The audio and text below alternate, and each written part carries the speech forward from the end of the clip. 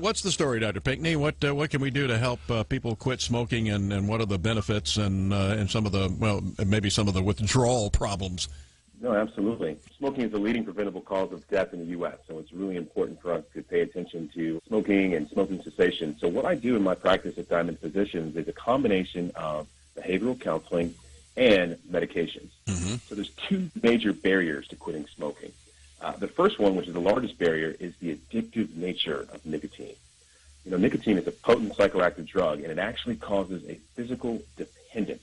Mm-hmm. So when people stop smoking, they go into nicotine withdrawal, and those symptoms are very real. They become depressed, they can't sleep, they're irritable, angry, you get anxiety, restlessness, and you actually can have some weight gain.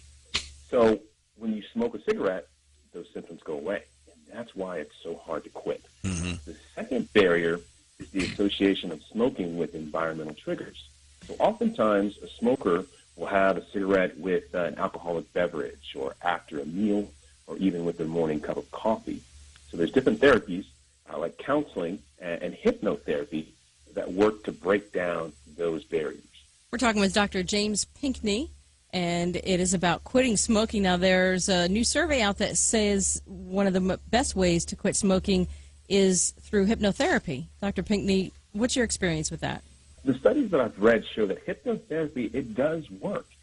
It helps patients, like I said, break down that those associations with environmental triggers. Now, is it the best way to quit smoking? We don't have enough evidence to determine that at this point. Mm-hmm. We've had a couple of people here actually do the hypnotherapy. A coworker, my ex-wife, has done it, and it's been 2 years plus. So that worked out well for them.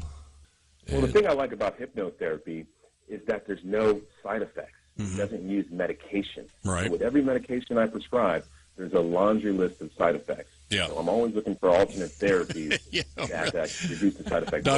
Doctor, honest to God, when I see the pharmaceutical commercials, when they do the disclaimer at the end, I said, you know, it sounds like the cure's worse than the disease. Yeah. I know. Sometimes it's a pretty long list. Yeah. It is. And I love the one that says, you know, if you have suicidal tendencies or urge to kill your family, call a physician. Call 911. Yeah, I hope so. Yeah. Medical expert Dr. James Pinckney on the easiest way to quit smoking, and he was talking about behavioral therapy and medications. Mm-hmm. Now, Dr. Pinckney, in my experience of reading about and talking to people with addictions, whether it's to food or smoking or something like alcohol, it seems like the person has to be ready. And when Keith stopped smoking, he had heard that the Department of Health was offering 4 weeks of free patches. But I think he was also ready. Is that also a key? Oh, that is a huge key. The mindset of the patient has to be correct. So if you aren't ready to quit smoking, you're not in the mindset, it's going to be very difficult to achieve that goal. That's what I tell everybody, Dr. Pinckney. You better be ready when you want to start this process of quitting smoking. You got to be ready. Everybody knows that they need to quit. I talk to people all the time.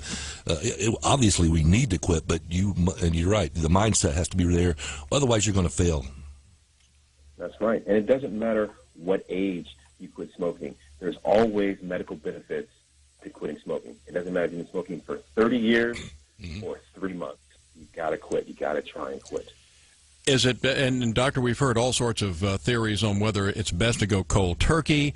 If you're a 3-pack-a-day guy, cut back to 2 packs for a month and then cut back to 1 pack, all sorts of different things. How do you get that proper mindset?